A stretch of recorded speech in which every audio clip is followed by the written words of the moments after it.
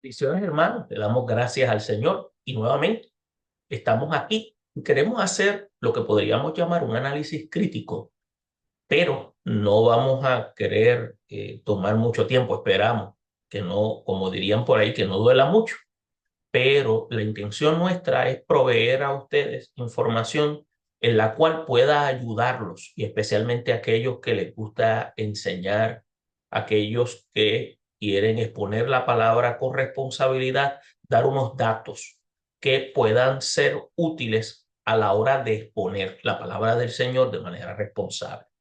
Vamos a tratar de hacer lo más simple posibles y sobre todo dar unos detalles que consideramos que son cruciales para la exposición de las Sagradas Escrituras y a la misma vez equipar a cada uno de estas personas que entienden que quieren transmitir la palabra de Dios de tal manera que pueda ser de edificación en sus respectivas congregaciones, ya sea a través de la predicación, de la enseñanza, de la evangelización. Y vamos a estar enfocados en el capítulo 1 de Juan, específicamente en el versículo 29 al 34, donde ese párrafo, la idea central, habla de Jesús como el Cordero de Dios. ¿Cómo podemos articular este concepto en la cual ese párrafo es presentado? Pues obviamente tenemos que tener claro qué es lo que el autor está queriendo presentar en su evangelio. Como todos nosotros sabemos, nosotros tenemos que tener claro que Juan es uno de los discípulos más jóvenes y Juan se sale de lo particular a lo demás de los demás evangelios, porque Juan presenta a Jesús dentro de un marco teológico. Y usted puede ver cómo el evangelista toca a, a Jesús de una manera bien particular. Va a ver cómo entonces él lo presenta como la edición Reina Valera lo describe como el verbo. Algunos le llaman el logos.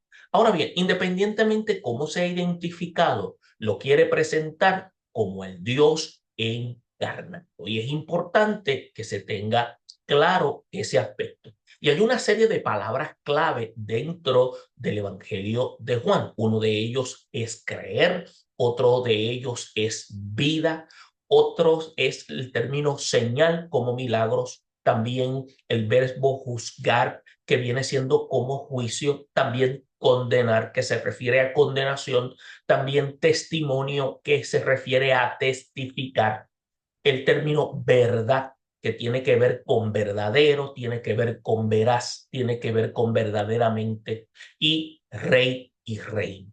Y hay una serie de recipientes cuando se ve, cuando a través de la carta que él escribe en Primera de Juan, con la que este evangelio se relaciona de manera muy íntima.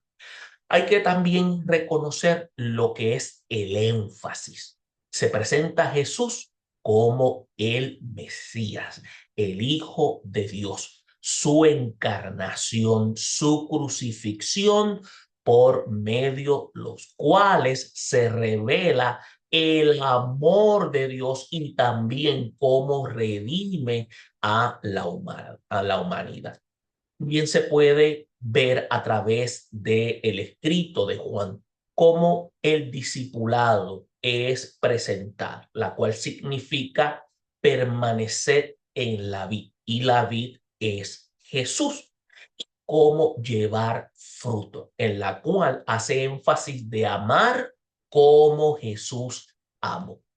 Y se hace mención de el Espíritu Santo que será dado a su pueblo para que continúe su obra. Por eso es que el ministerio de Jesús es un ministerio de plantación. ¿Qué es? ¿Qué plantación? Plantación del rey. Y vamos a ver cómo se va desarrollando a través del Evangelio de Juan.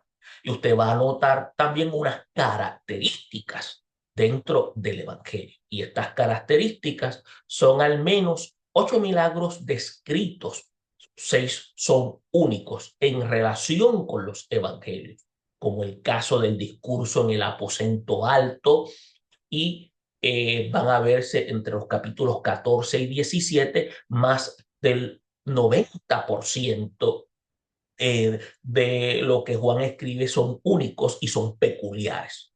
Ahora, Juan no incluye una genealogía ni una referencia alguna al nacimiento de Jesús, ni tampoco, y tampoco su niñez, ni tentación, transfiguración o elección de sus discípulos. Tampoco hay parábolas o ascensión ni la gran comisión. ¿Por qué? Porque quiere resaltar de manera clara que Él es el Logos, Él es el Verbo, Él es lo que la profecía del Antiguo Testamento venía anunciando y se hace patente a través de el ministerio que Él lleva a cabo en la persona de Jesús.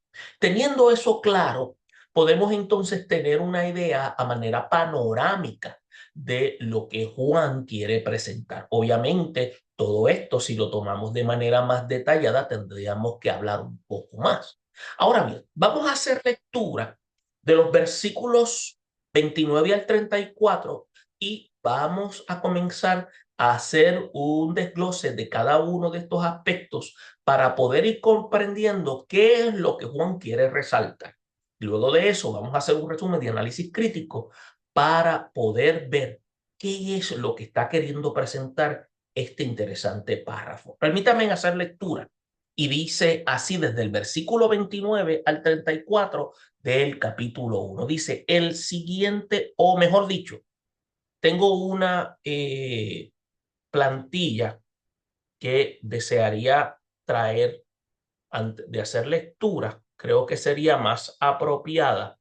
Me permiten un momento, porque así creo que todos podríamos compartir. Me permiten, y así podríamos entonces todos ser partícipes de la lectura. Bien, si es así, podemos entonces conectarnos. Ok, vamos a ver. Bien, yo creo que así podemos todos tener la participación. Muy bien.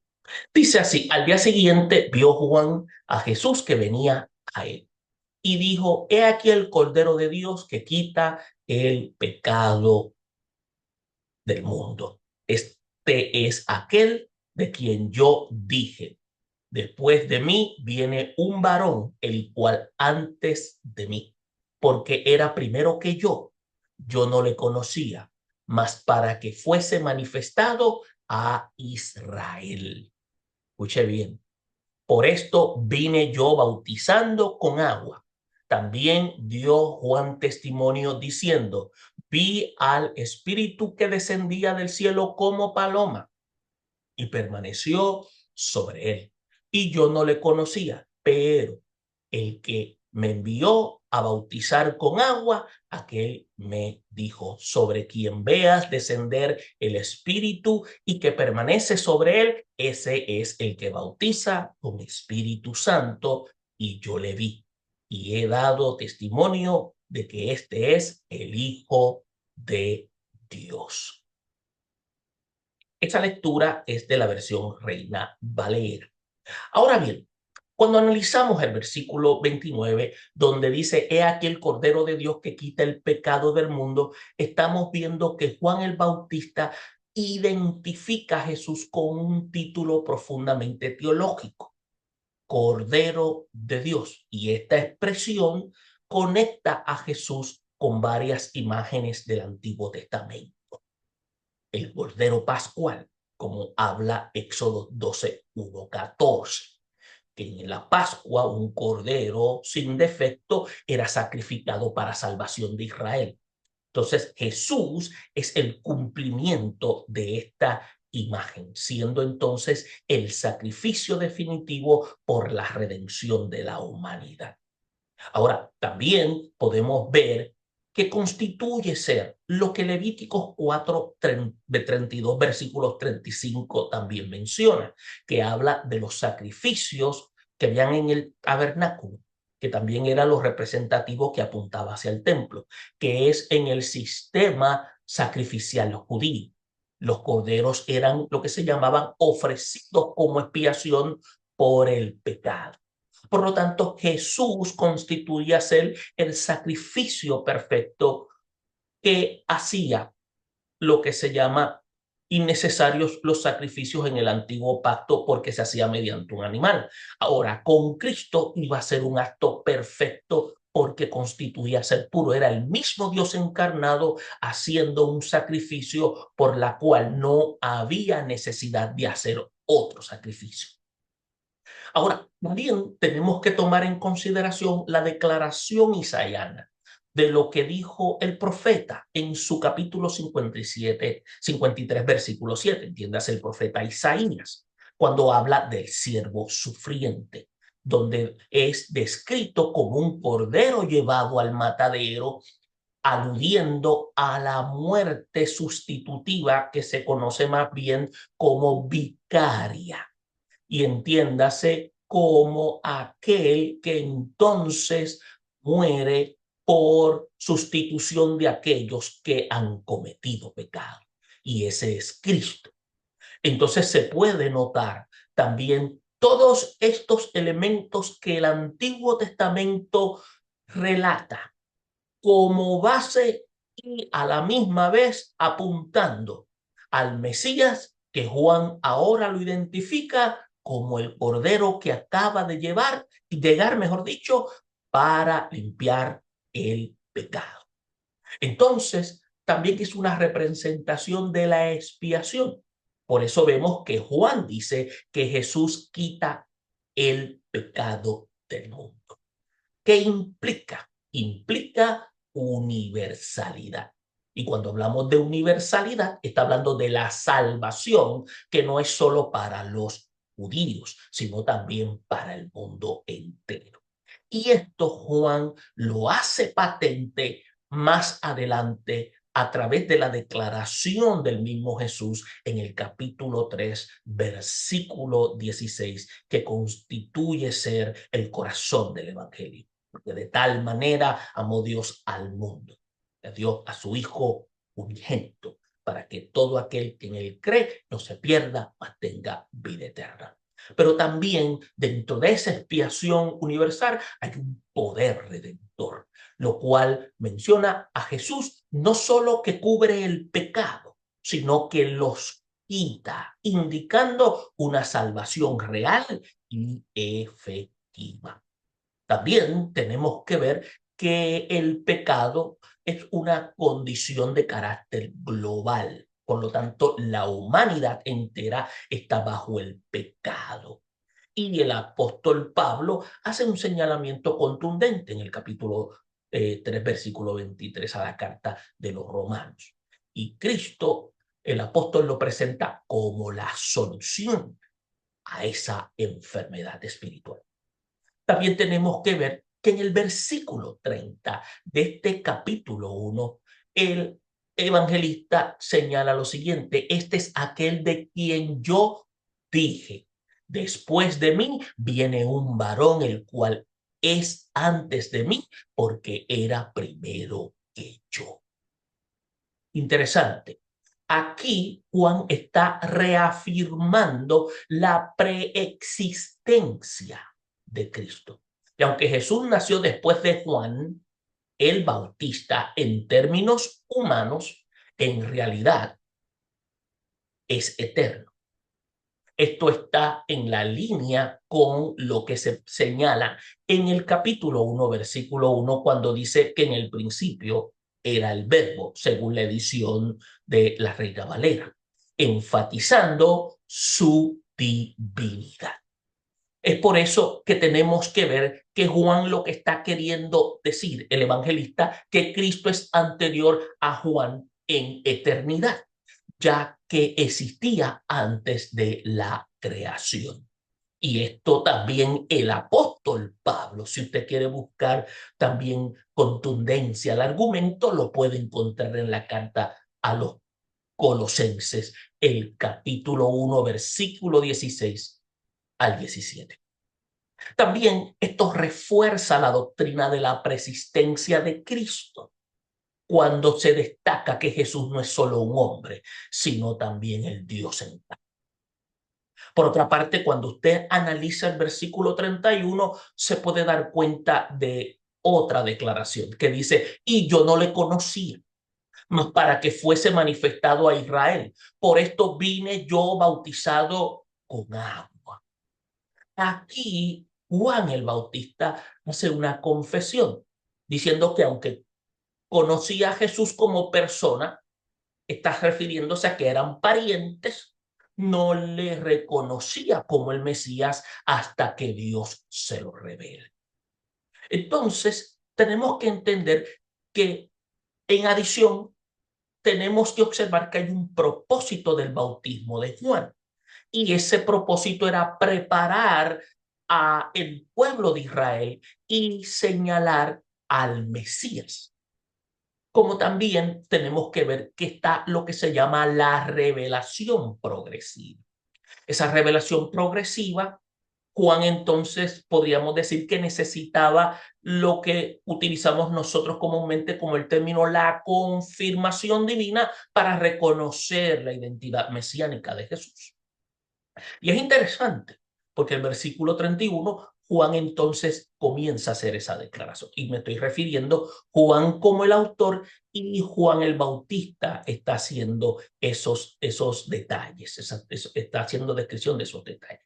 Ahora, en el versículo 32, estamos viendo que hay esta expresión, vi al Espíritu Santo, al Espíritu, que el Espíritu Santo que descendía del cielo como paloma y permaneció sobre él. Entonces, este evento ocurre en el bautismo de Jesús. Y usted también puede encontrar que este mismo relato se da en el Evangelio de Mateo, capítulo 3, versículos 16 y 17, y tiene gran importancia teológica. Ahora, ¿por qué? Porque está la unción del Espíritu Santo y está la permanencia del Espíritu Santo y el símbolo de la imagen de paloma. Ahora, acuérdese que estamos haciendo un análisis. La unción del Espíritu Santo, escuche bien, Jesús no necesitaba ser santificado, pero el descenso del Espíritu Santo lo que hace es que confirma su misión mesiánica, de acuerdo a la profecía isaiana del capítulo 61, versículo 1. Ahora, la permanencia del Espíritu Santo lo que hace es que mientras en el Antiguo Testamento el Espíritu Santo era una, podríamos decir, un paso de carácter temporero, o sea, venía temporeramente sobre ciertos individuos, en Jesús hace lo que se llama una estadía de manera completa mediante su ministerio. Por eso es que en ese capítulo 3 y 34 hay más detalles con relación a él. Ahora, la imagen de la paloma simboliza la paz, simboliza la pureza y la aprobación divina. Y es importante porque todos estos aspectos confirman que este es el Mesías esperado. Ahora, en el versículo 33, cuando dice, y yo no le conocía, pero el que me envió a bautizar con agua, aquel me dijo, sobre quien veas descender el Espíritu y que permanece sobre él, ese es el que bautiza en el Espíritu Santo. Este versículo subraya que la autoridad de Juan proviene de Dios y que su testimonio sobre Jesús es divinamente confirmado. Escuche, Jesús como el que bautiza con el Espíritu Santo, tenemos que ver la superioridad de Jesús sobre Juan. Ahora, ¿cómo podemos entonces explicar esto? Cuando hablamos de que Jesús, como el que bautiza con el Espíritu Santo, tenemos que ver que es un contraste con el bautismo en agua. Y ese contraste es que el bautismo en el Espíritu Santo es una representación a una transformación interna y regeneradora, según habla Hechos 1:5 y Tito 3:5, que habla de el lavamiento de la regeneración. Ahora, cuando se habla de la superioridad de Jesús sobre Juan, se está haciendo mientras Juan bautiza mediante un evento externo, en la cual también tenemos que ver que es algo que es de carácter visible, pero no hay un cambio de carácter interno. Ahora, Jesús ofrece una transformación que se produce en la interioridad y es también de carácter espiritual. Por lo tanto, es algo que viene del ser, también va a tener una repercusión en la conducta. Ahora, en el versículo 34, tenemos que ver la declaración que dice, y yo le vi. Cuando dice, y yo le vi, y he dado testimonio de que este es el Hijo de Dios. Es una confesión cristológica fundamental. Pero también tenemos que ver que Juan es como un testigo autorizado. Pero también dentro de ese versículo hay lo que como podríamos decir, hay una confirmación de la identidad de Cristo. Ahora, ¿qué podemos señalar? Es una confesión cristológica porque se está hablando del Hijo de Dios, porque es un título mesiánico que indica su relación única con el Padre. Y cuando se habla a Juan como testigo autorizado, se está indicando que su testimonio no es basado en su opinión, sino en una revelación divina. Y cuando se habla de una confirmación de la identidad de Cristo, está diciendo que Jesús no es solo un maestro o profeta, sino el mismo Hijo de Dios. Interesante. ¿Qué podemos entonces decir? Podemos entonces decir que cuando vemos todo lo que hemos leído, tenemos que entonces señalar que el pasaje central en la teología cristiana representa unos aspectos importantes. Jesús como el Cordero de Dios, la persistencia de Cristo, el bautismo de Jesús y la confirmación del Espíritu Santo, Jesús como el Hijo de Dios y el que bautiza con el Espíritu Santo. Entonces, si decimos eso, ¿cómo lo podemos argumentar? Bueno, si es Jesús como el Cordero de Dios, significa que el sacrificio definitivo que quita el pecado. Si es la persistencia de Cristo, refleja su divinidad y eternidad. Si hablamos del bautismo de Jesús y la confirmación del Espíritu, significa que muestra su autoridad y misión. Si hablamos de Jesús como el Hijo de Dios y el que bautiza con el Espíritu Santo, se está señalando su obra redentora y su papel en la regeneración espiritual. En otras palabras, todos estos textos en esencia afirman la identidad de Cristo como el Salvador del mundo y su misión de redimir a la humanidad mediante su sacrificio y la importancia del Espíritu Santo. Si usted se da cuenta, luego de haber observado cuidadosamente los versículos, tenemos que entonces hacer lo que podríamos llamar un pequeño análisis de carácter crítico, porque el Evangelio de Juan representa a Jesús, que debe ser una perspectiva teológica profunda que enfatiza su divinidad, su misión redentora. Por lo tanto, estos versículos relatan el testimonio de Juan el Bautista sobre Jesús, identificándolo como el Cordero de Dios y como aquel que bautiza con Espíritu Santo. Estos pasajes son cruciales dentro de la teología cristiana, ya que establecen la identidad mesiánica de Jesús y su papel en la redención de la humanidad. Y a través del análisis que estamos presentando, podemos explorar su significado dentro del contexto judío y cristiano y su revelación teológica y su impacto doctrinal.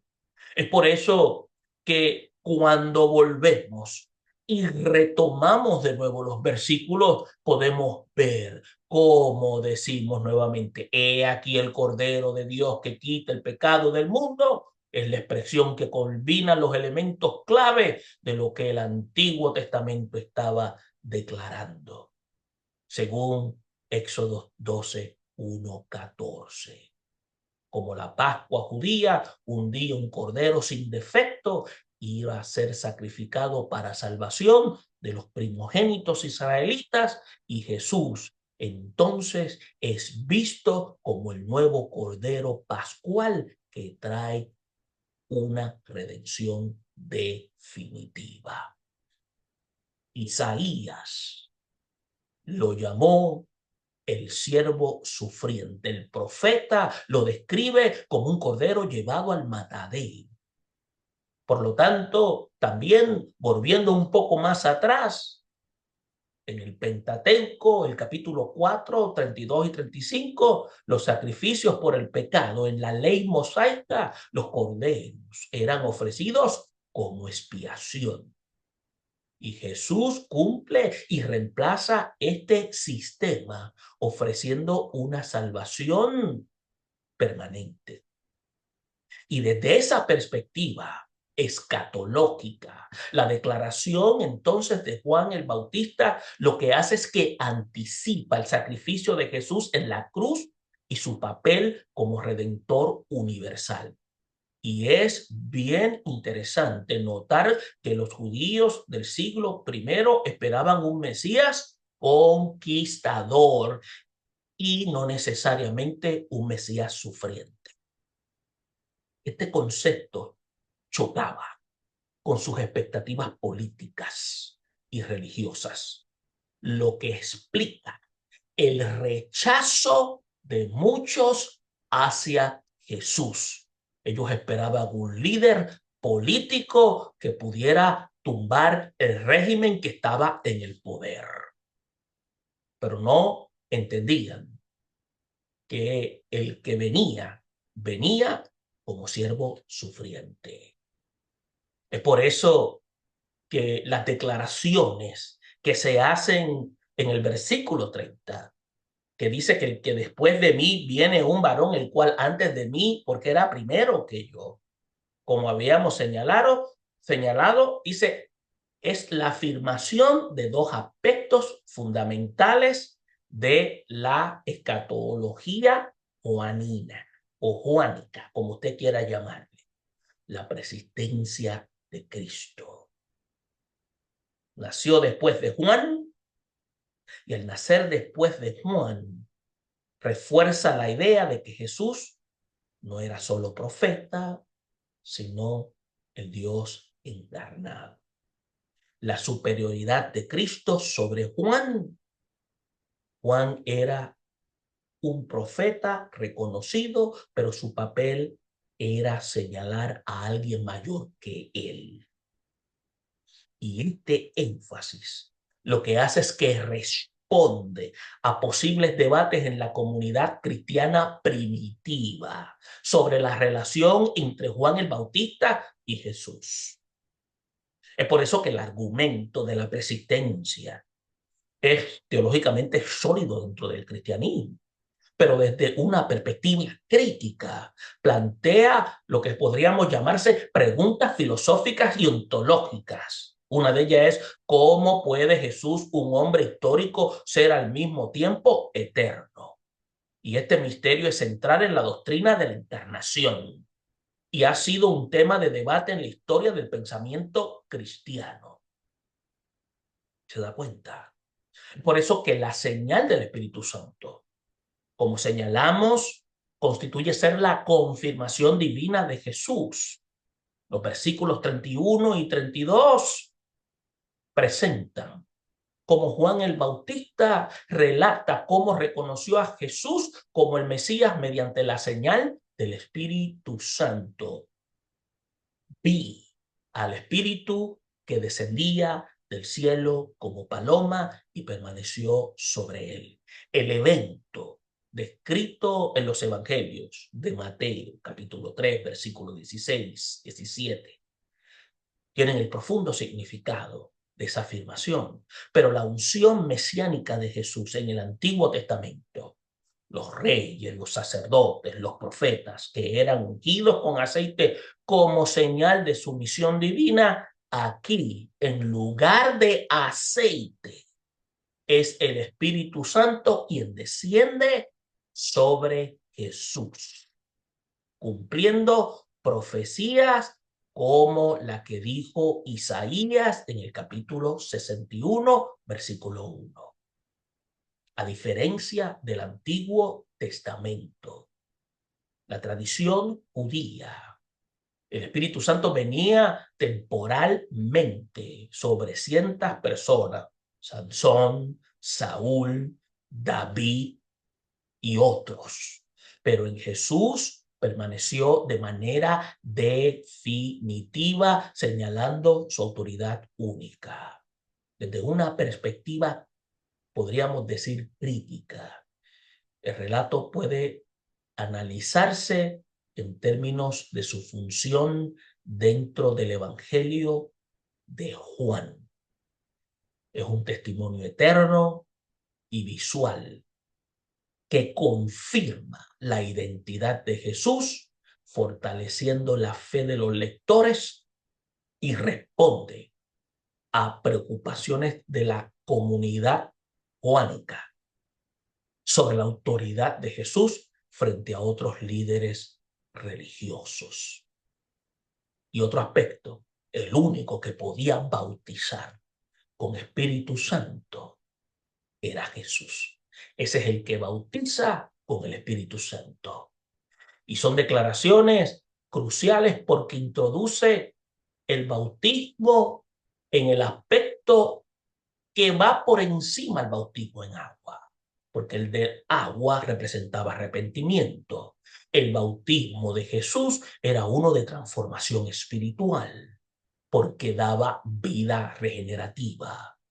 Desde la perspectiva del análisis crítico, es clave en la teología del nuevo nacimiento.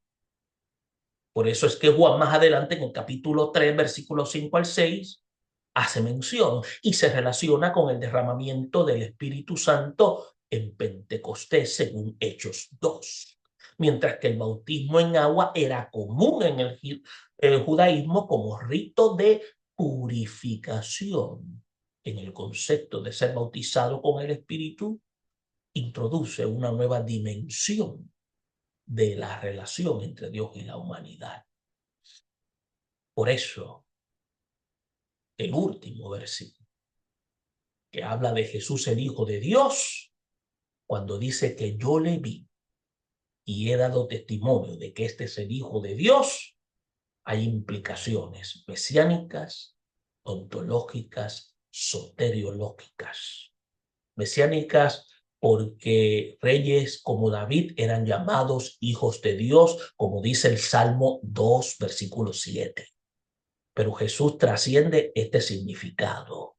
Ontológicas porque en el Evangelio de Juan este título implica relación única y eterna con el Padre, según Juan capítulo 3, versículo Juan capítulo 10, versículo 30. Y soteriológicas, cuando se habla soteriológica se habla de la salvación. Jesús no solo es un maestro, sino el salvador del mundo. Es por eso que cuando analizamos esta confesión, constituye ser el tópico alto, algunos le llaman el clímax del testimonio de Juan el Bautista, que sirve como confirmación eterna de la identidad de Jesús y se establece la base de la fe cristiana. ¿Qué podemos decir? Capítulo 1, versículo 29 y 34 de Juan. Es un pasaje teológicamente denso que presenta a Jesús como el Cordero de Dios, el preexistente, el ungido por el Espíritu Santo, el bautizador con el Espíritu y el Hijo de Dios. Y a través de imágenes sacrificiales, esa es la palabra, mesiánicas y escatológicas, se establece la identidad y misión de Jesús como el Redentor del mundo. Y a través de un análisis cuidadoso, responsable, somos llamados a ver el pasaje no solo de un término, de un propósito somero, sino a la vez doctrinal.